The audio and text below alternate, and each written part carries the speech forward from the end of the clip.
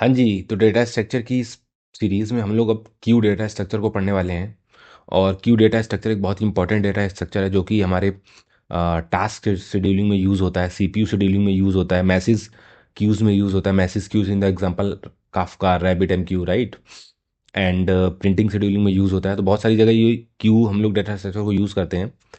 तो सबसे पहले इसके कुछ बेसिक कॉन्सेप्ट समझते हैं एंड ऑपरेशंस क्या क्या परफॉर्म होते हैं इसमें वो समझते हैं, देन हम लोग इसको इम्प्लीमेंट करेंगे।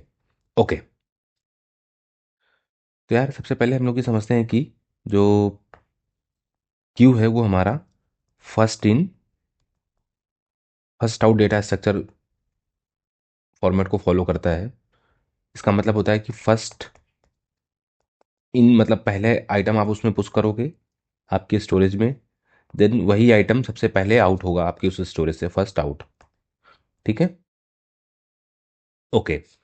तो इसके पहले हम लोगों ने स्टैक डेटा स्ट्रक्चर को जो पढ़ा था तो वो था लास्ट इन फर्स्ट आउट। उसका मतलब था कि आपने लास्ट में जो आइटम पुश किया है वो वो लास्ट में निकलेगा। इट मीन्स कि आपने एक आइटम पुश किया, वो यहाँ पे पुश हो गया, फिर एक आइटम और पुश हो गया, एक और पुश हो गया, डी पुश हो गया।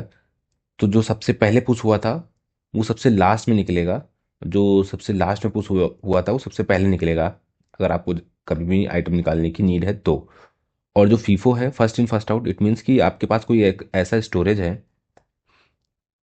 जिसमें आपने कोई आइटम रखा। फॉर सपोज आपने वन रखा तो आप वन रखोगे यहाँ पे। ठीक है। आपने टू रखा, थ्री रखा, लेकिन जब आपको उस उस स्टोरेज आइटम निकालना है तो आप पहले वन को निकालोगे जो आपने पहले रखा था, फिर टू निकलेगा, फिर थ्री निकलेगा। तो इसका मतलब ये है कि जो स्टैक था वो लास्ट इन फर्स्ट आउट हो रहा था, मतलब कि जो लास्ट में गया है वो पहले आउट होगा, और इसमें जो पहले गया वो पहले आउट होगा। बस ये बेसिक डिफरेंस होता है क्यू और स्टैक में। तो हम लोग क्यू क्या क्या क्या ऑपरेशन होते हैं उनको देख लेते हैं। क्यू में हम लोग बेसिकली इन क्यू करते हैं और डी क्यू करते हैं। मतलब इस स्टोरेज में क्यू में आइटम्स रखना, उससे निकालना और चेक करना कि साइज़ क्या है। और अगर एम्प्टी तो नहीं है क्यू, वो भी चेक कर लेते हैं इज एम्प्टी।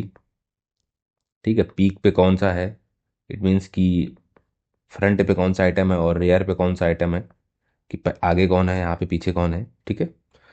तो ये सारे ऑपरेशन हम लोग इसमें परफॉर्म करते हैं। तो ये सारे के सारे हम लोग इम्प्लीमेंट करके देखेंगे। ठीक है। ओके। तो इसको परफॉर्म इम्प्लीमेंट करने से पहले कुछ बेसिक चीज़ें और देख लेते हैं कि इसको इम्प्लीमेंट करने के लिए हमें क्या क्या नीड होने वाली है, और किस तरीके से हम इसको किस किस तरीके से इम्प्लीमेंट कर सकते हैं बेसिकली, और किस किस तरीके से हम लोग करेंगे। तो मैं आपको बता देता हूँ। एक तो तरीका ये है कि आप एक सिंपल सा एरे लेके उसकी इम्प्लीमेंट करें। ठीक है। कि आपको इसमें इनक्यू करना है, डिक्यू करना है, बट इस अगर आप एरे डेटा स्ट्रक्चर लेते हो इस क्यू डेटा स्ट्रक्चर को इम्प्लीमेंट करने के लिए, तो आपको प्रॉब्लम यह आएगी कि जब आपको इनक्यू करना है तब तो आप आइटम लास्ट में इसके पुश कर दोगे बेसिकली, सिंपली एक आइटम पुश करते जाओगे। लेकिन जब आपको डीक्यू करना है तब इसके लास्ट से आइटम नहीं निकालना है, आपको इसके फ्रंट वाले से आइटम निकालना है। तो फ्रंट में एक एरे में अगर आपको फ्रंट से आइटम निकालना है तो उसके लिए पूरी की पूरी शिफ्ट करना पड़ेगा एरे को, जो कि ऑर्डर ऑफ एन लेगी, बिग ऑफ एन लेगी टाइम कॉम्प्लेक्सिटी, जो कि बहुत ही ज़्यादा है। हमें सब कांस्टेंट टाइम में सारा कुछ चाहिए, इनकी dequeue, size, empty check. ठीक है। तो उसके लिए हम लोग सिंपल ऑब्जेक्ट यूज़ करेंगे। ऑब्जेक्ट बेसिकली एक तरह का हैशेबल फॉर्मेट यूज़ करता है, रैंडम हैशिंग वैल्यू करके हम लोगों को ऑर्डर ऑफ वन में बेसिकली कांस्टेंट टाइम में सारा का सारा डेटा देता है ढूंढ के। तो हम लोग ऑब्जेक्ट को यूज़ करने वाले हैं। और जब हम लोग इसको इम्प्लीमेंट कर रहे होंगे क्यू को, तो ऑब्जेक्ट यूज़ करेंगे और एक दो चीज़ें और यूज़ करेंगे बेसिकली, कुछ वेरिएबल्स फ्रंट एंड रेयर। और सिंपली इसको इसको हम लोग इम्प्लीमेंट करेंगे, और उस ऑब्जेक्ट वाले केस में हमारा इनक्यू भी order of big O of one होगा, और ये भी बिगो ऑफ वन होगा, और सारे के सारे ऑपरेशन इसके बिगो ऑफ वन होंगे। तो हम लोग एरे यूज़ नहीं करेंगे क्योंकि इससे डिक्यू करते टाइम शिफ्ट मेथड को यूज़ करना होता है, जो कि शिफ्ट मेथड क्या करता है कि पूरा का पूरा बिग ऑफ एन कॉम्प्लेक्सिटी लेता है। ठीक है। तो आई होप आपको समझ में आ गया होगा। अब हम लोग चलते हैं सीधा कोडिंग में और इसको इम्प्लीमेंट करते हैं। ऑल राइट, तो सबसे पहले हम लोग एक क्लास बना लेते हैं। ठीक है, इसका नाम हम लोग रख देंगे क्यू, और इसमें एक कंस्ट्रक्टर बना लेंगे जिसमें हम लोग वैल्यू इनिशियलाइज करेंगे। ठीक है, और इस कंस्ट्रक्टर में हम लोग एक तो ले लेंगे दिस डॉट आइटम्स, जिसमें सारी की सारी वैल्यूज़ होंगी हमारी। और इसमें एरे नहीं लेंगे हम लोग, क्यों नहीं लेंगे, हम लोग ऑलरेडी समझ चुके हैं। हम लोग लेंगे सिंपल ऑब्जेक्ट और दिस डॉट फ्रंट इंडेक्स ले लेते हैं, सो दैट कि आपको क्लियर है कि इंडेक्स है। ज़ीरो से स्टार्ट करेंगे, दिस डॉट रियर इंडेक्स, इसको भी जीरो से स्टार्ट करेंगे। ठीक है जी, और इसको थोड़ा सा फॉर्मेट कर देते हैं कि थोड़ा सा कोड क्लीनर लगे। हाँ जी, तो हमारा ऑब्जेक्ट रेडी है। अब हम लोग पहला ऑपरेशन परफॉर्म करेंगे इन क्यू। तो हम लोग एक मेथड बना लेंगे इन क्यू, इन क्यू। ठीक है, और इसमें हम लोग एक आइटम, ओके, इसमें हम लोग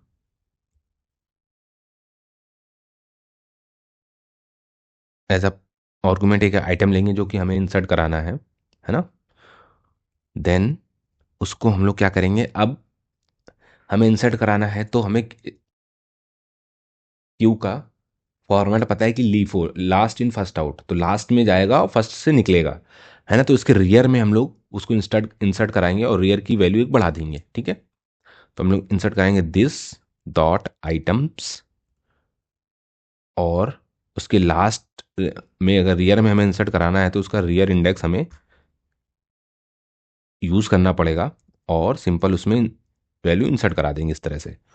और जो रियर इंडेक्स है उसकी वैल्यू बढ़ा भी देंगे, क्योंकि अब हमारी वो वैल्यू उसमें एक आ चुकी है ना। इस तरीके से आप देख सकते हो कि हमारे एक क्यू में एक वैल्यू ऐड हो गई है रियर पे। और अगर हमें इसको डी क्यू करना है तो हमें डी क्यू कहाँ से करना पड़ेगा, फ्रंट से करना पड़ेगा। और हम लोग डी क्यू करेंगे फ्रंट इंडेक्स को यूज़ करके। ठीक है, और आपको ये कन्फ्यूजन होगा कि हम लोगों ने इंसर्ट रियर पे किया था, फ्रंट से कैसे डी क्यू कर देंगे यहाँ पे। तो डी क्यू फ्रंट से इसलिए हो पा रहा है क्योंकि इन दोनों की वैल्यू सेम है। तो जीरो पे रियर है, जीरो पे फ्रंट है, तो जीरो पे अगर रियर है तो अगर हमने वैल्यू पुश करी तो जीरो पे ही होगी, तो उसका मतलब जो फ्रंट है वो भी जीरो पे ही है, तो वैल्यू हमें फ्रंट से भी मिल सकती है ना। तो उसको हम लोग अब डी क्यू करेंगे।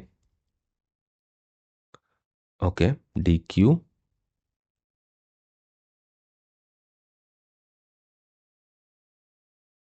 और डी क्यू के लिए हम लोग सबसे पहले चेक करेंगे कि ऐसा तो नहीं कि जो क्यू है वो एम्प्टी है, आइटम एम्प्टी है। तो चेक कर लेंगे दिस डॉट इज एम्प्टी, और ये मेथड हम लोग अभी बना लेंगे, इस डॉट इज एम्प्टी। ठीक, इज एम्प्टी मेथड हम लोग अभी बना लेंगे। अगर ये ट्रू आ रहा है तो हम लोग रिटर्न कर देंगे नल। एल्स हम लोग चेक करेंगे कि हमारे जो फ्रंट, अभी जो फ्रंट जहाँ पे पॉइंट कर रहा है उसकी वैल्यू क्या है। ठीक है, तो अभी फ्रंट किसको पॉइंट कर रहा होगा, जीरो इंडेक्स को, क्योंकि हमने अभी एक ही आइटम पुश किया है। उसको हम लोग एक आइटम में रख लेंगे, this dot items, this dot front index. ठीक है जी, ओके, यहाँ पे इक्वल का साइन लगा देते हैं। हाँ जी, ठीक है। अब हमें आइटम मिल चुका है ना, तो अब हम इसको डिलीट कर देंगे, इसी आइटम को, डिलीट फ्रंट वाले को, तो डिलीट की, और दिस डॉट आइटम्स, और डिलीट क्या करना है, वही फ्रंट वाला ही। ठीक है जी, ओके। और अब फ्रंट की एक वैल्यू बढ़ानी पड़ेगी, क्योंकि अब उस इंडेक्स पे कोई आइटम बचा नहीं है, तो फ्रंट की एक वैल्यू बढ़ा देते हैं।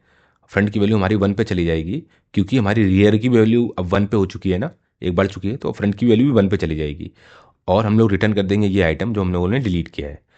आप, आई होप आपको समझ में आया है कि कॉन्सेप्ट क्या यूज़ हुआ है इसमें। तो हो क्या रहा है कि आपने, इसको मैं पहले फॉर्मेट कर देता हूँ ताकि आपको क्लियर हो पूरा।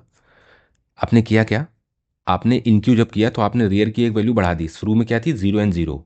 ठीक है, और जब आप डी क्यू कर रहे हो तब आपने इस फ्रंट वाले इंडेक्स पे जो कि जीरो पे था, उसकी उसकी वैल्यू को निकाला और उसको डिलीट कर दिया और उसको +1 कर दिया, ताकि रियर और फ्रंट हमारे बिल्कुल सेम पॉइंट पे पहुंच जाए डी क्यू के बाद। इनक्यू करते जाओगे तो रियर बढ़ता जाएगा आपका, लेकिन फ्रंट नहीं बढ़ेगा, है ना। जब डी क्यू करते जाओगे तो फ्रंट भी बढ़ता जाएगा, और वो जब आपकी पूरी की पूरी ऑब्जेक्ट एम्प्टी हो जाएगी तो वो दोनों इक्वल हो जाएंगे, रियर और फ्रंट। आई होप आपको ये समझ में आया होगा कॉन्सेप्ट। और इसके बाद हम लोग इज एम्प्टी चेक कर लेंगे। इज एम्प्टी में क्या होगा कि जब दोनों के दोनों बराबर हो जाएंगे तो हम लोग उसको चेक कर देंगे कि हाँ ये this dot front index is equal to this dot rear index. अगर ये दोनों बराबर है तो इसका मतलब क्यू एम्प्टी है। शुरू में दोनों इक्वल थे तो क्यू एम्प्टी थी, एक बढ़ गया इसमें, इसकी वैल्यू बढ़ गई तो क्यू एम्प्टी नहीं है, तो ये फॉल्स रिटर्न करेगा, ठीक है। हाँ जी। और जब ये फॉल्स रिटर्न करेगा तो ये वैल्यू हमारे इस वाले कोड में चली जाएगी। आई होप आपको डी क्यू एन क्यू समझ में आ रहा है। नाउ हम लोग साइज चेक कर लेते हैं, ठीक है। तो साइज के लिए सिंपल कई सारे तरीके हैं, तो हम लोग एक बेसिक ये तरीका लगा लेते हैं कि रियर इंडेक्स को माइनस कर देंगे फ्रंट इंडेक्स से। रियर इंडेक्स क्योंकि एक एक बढ़ता जाएगा और फ्रंट इंडेक्स वहीं पे रहेगा, तो जितनी भी रियर इंडेक्स की वैल्यू होगी उसको फ्रंट इंडेक्स से माइनस कर देंगे तो वो साइज हमारा क्यू का निकल के आ जाएगा। अच्छा। और इसके अलावा आई आई होप कि ये सारे चार ऑपरेशन मोर देन इनफ है। अगर आपको फ्रंट एंड रियर की वैल्यू भी चाहिए तो आप यहाँ से रिटर्न कर सकते हो कि फ्रंट पे क्या है अभी। तो फ्रंट वैल्यू, और we can say peek, peek पे क्या है, तो उसके लिए आपको सिंपल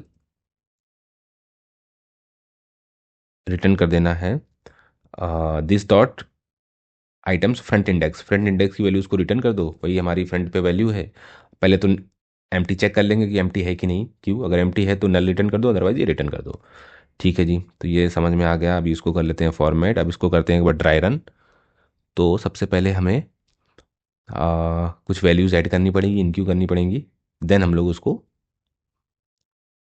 डी क्यू करेंगे और फिर इसके सारे सारे ऑपरेशंस बेसिकली हम लोग उसको चेक कर लेंगे। तो हम लोग यहाँ पे क्यू का एक रेफरेंस ले लेते हैं। तो हम लोग को करना पड़ेगा const Q1 is equal to new queue, और इसमें हम लोग ले लेते हैं Q1 इन क्यू 10 20 30, ठीक है।